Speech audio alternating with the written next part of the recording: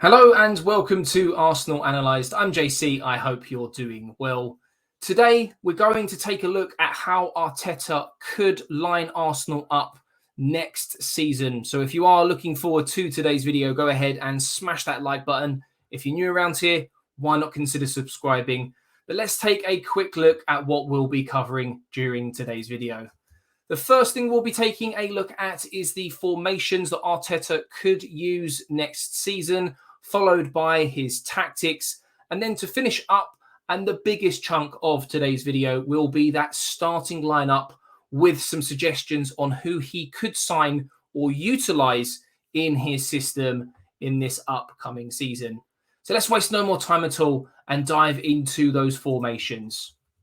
So as we know, Arteta wants to eventually use and did get the opportunity at times last season to use the 4-3-3, a base at the bottom of midfield, a single pivot, if you will, often utilised with a Thomas Partey, and then sat in front of him your 2-3-8s, Odegaard and Granit Xhaka, who were used during last season. Now, we know that this is something that Arteta has been building towards for quite some time, and after getting rid of quite a few Arsenal players and now effectively having his 11, we're very much set for that 4-3-3, something that has worked very well for Manchester City, and we know that he was assistant there for quite some time. Now, the graphic on the right-hand side highlights the system that was used at the beginning of last season as well as the end, with the latter being more forced due to injuries to the likes of Thomas Partey as well as fullbacks. Now, I do think that Arteta will fall upon this formation from time to time, depending on his opponent, depending on the competition and who is fit and available. But I do think that Arteta will, for 90% of this upcoming season, opt for that 4-3-3. Let me know down in the comments below if you agree or you see it potentially another way. Tactics for Arteta have been clear to see, and we've opted for what it looks like on the ball and off the ball, so attacking and defending. Now, the graphic on the left-hand side could probably be a little overwhelming, so don't worry, I'll talk you through it. Now, when Arsenal are in possession, often our fullbacks, Kieran Tierney and Tomiyasu, highlighted as FB on the left and right, do push up into what you could look at as a three-man midfield, often used as inverted fullbacks to create those wide rotations with the 3-8s and the inside forwards. Now, what you can also see in a yellow diamond in the middle of the park is that rotation right there. Thomas Partey normally sitting as the deep pivot, Granit Xhaka and Martin Odegaard as those 3-8s, which when pushing on, when Arsenal are really applying that pressure going forward, they make up what you would call a front five with the two inside forwards, the 2-8s, and that number 9, which could potentially be Gabriel Jesus and Eddie Nketiah, of course. Now, one thing we saw last season was Lacazette being utilised quite well in this position. He would often drop deep and create overloads in midfield, but it meant that Arsenal didn't quite have that firepower going forward, and we often relied on those wide forwards or inside forwards for those goals and assists. Now, this could change with a long-term benefit of having the likes of Nketiah and Jesus. Now, I don't see that system changing, and with the introduction of Vieira, yes, Vieira, and potentially maybe a Tielemans, for example, those 3-8s could be utilised very, very well. Now, when Arsenal do not have possession of the ball and when we're defending, we often defend in a 4-4-2 formation. This could be in the form of a low block, something that we've seen against the likes of Brighton, unfortunately, and Crystal Palace at the back end of last season. But when we're dominating, it's more of a mid block, so slightly higher up the pitch, and Arsenal playing a slightly higher back line. Now, one thing that I do like about this is when Arsenal are playing in more of that low block, there's a lot more room in behind for Arsenal players to run into. And we can often see here highlighted in those yellow arrows on the right-hand side, at least 4 players get beyond and into those spaces. And whether it's the second number 8 or the DM, in this case, Thomas Partey, would normally make up that 5. So often it is utilised as a benefit rather than a negative. But let me know your thoughts down in the comments below. Do you agree with these systems? Would you say that this has highlighted how Arsenal play? And do you think it's something that Arteta could use next season? Let's take a little look at Arsenal's starting lineup. We won't spend too much time on these slides, otherwise the video will be on for the remainder of your evenings.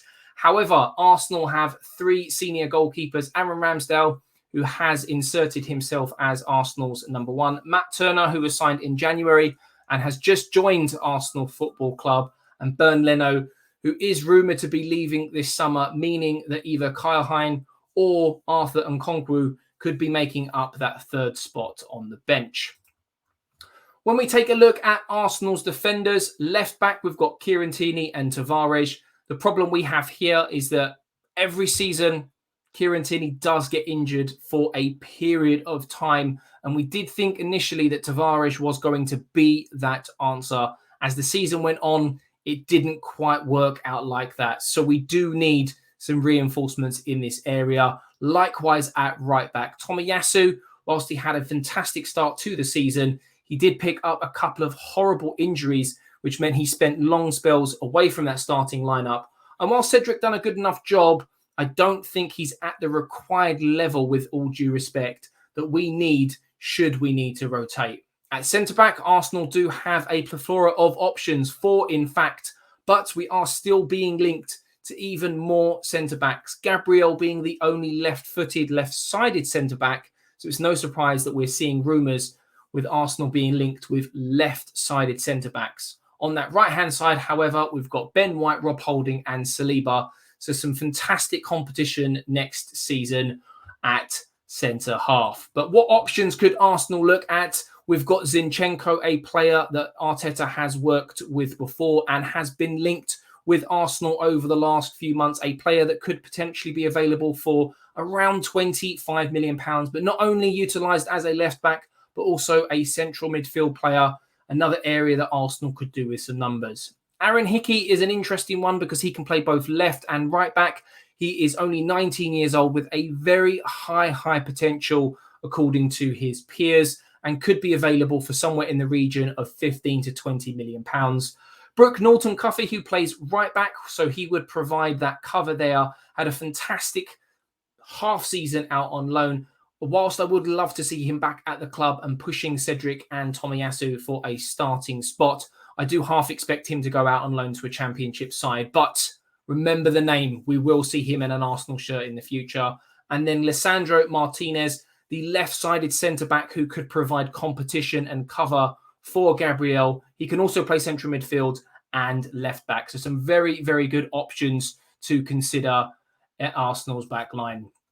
Moving into midfield, we have got effectively 3 players who can play in that single pivot, if you will. Thomas Partey, who is number 1 choice. El Neni, who was favoured towards the back end of the season. And Lokonga, who was favoured in the first half of the season. Many rumours suggesting that Lokonga could go out on loan, but I do half expect him to stay at the club and fight for his place. And he can be utilised in the position that Granit Xhaka plays in as a left-sided free 8. Granit Xhaka was one of the better players for Arsenal last season, playing in a very different role to the one he usually plays. Typically, he would play deeper, often veering out to that left-hand side, more of a defensive role. But due to his mobility, it does look like he could potentially be replaced or upgraded, should we say. But he done a fantastic job in that left-sided free 8. And then we've got Martin Odegaard and Vieira, our creative sparks. Can't comment too much on Vieira. I do know that he is an attacking prospect. And if we really do need to break teams down, we could play with 2 attacking free 8s in Vieira and Martin Odegaard. Odegaard typically likes to veer off to the right-hand side. And if you have seen my breakdown video on Vieira, you'll know that he also likes to play on that right-hand side as well. So lots to be seen. But how can Arsenal improve their midfield potentially? Let's have a look at some options. First things first, we've got Ruben Neves, who has often been linked with a move to the club the last 2 summer transfer windows and also the last January transfer window. However, a price somewhere in the region of £50 to £60 million is a little bit too high, at least in the opinion of Arteta, if we're to believe rumours. Yuri Tielemans is available for somewhere in the region of around £30 million, and he has been linked with a move to the club for quite some time. Arsenal have even talked with his agents. The likes of Fabrizio Romano has even said that Arsenal do not want to pay any more than 25 million, but Leicester 130, something we could see happen later on in the window. Fabio Ruiz is another interesting option, a player that has often been linked with the club, a very similar player to Granit Xhaka, slightly more mobile, gets involved with the assists and goals way more often compared to him, and potentially a step up with Arsenal being involved in far more competitions next season, cup competitions, Europa League. I wouldn't be surprised if we started to see more of those youngsters like we have done in the past, and Charlie Patino is the obvious choice to step in and show everyone what he's all about. Finally, we're going to take a quick look at attackers. On the left-hand side, we've got Emil Smith-Rowe and Gabriel Martinelli, an area that I'm not concerned with whatsoever. I do expect them to kick on and contribute more in terms of goals and assists, so very excited there. Bukayo Saka on the right-hand side, very similar situation to what I just mentioned with the previous two.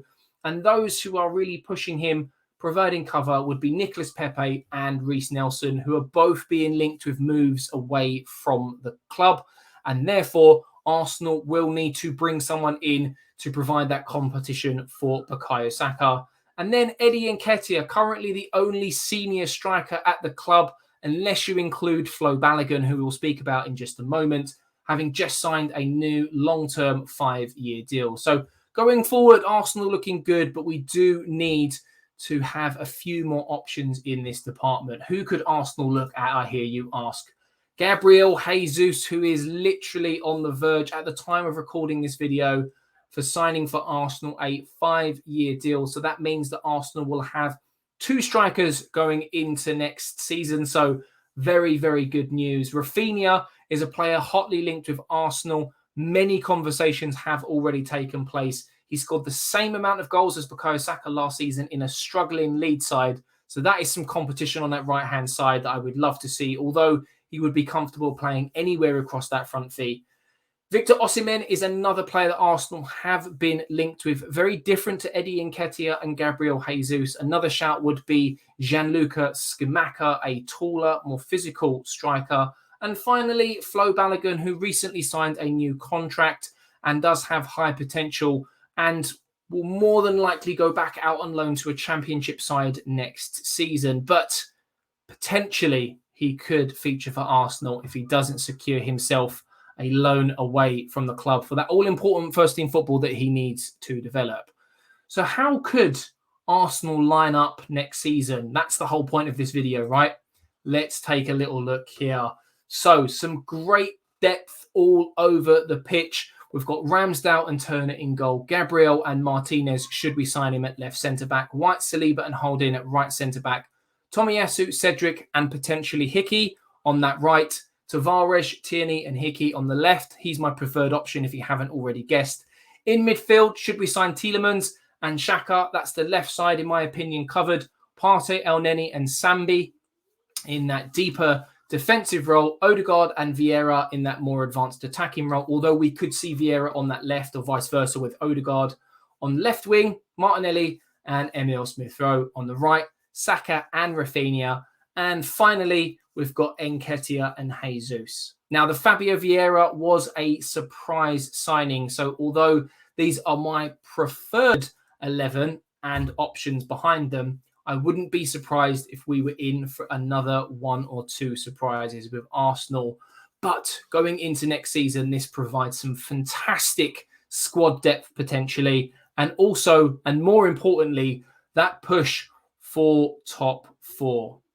So that is going to about wrap things up for today's video. I hope you have enjoyed. Let me know your thoughts down in the comments below. How excited are you for this upcoming season? Do you agree with how we could potentially line up? Let me know down below. If you have enjoyed today's video, go ahead and smash that like button. Subscribe if you're new around here. But for now, I'm JC and I'll catch you in the next one. Stay safe and take care.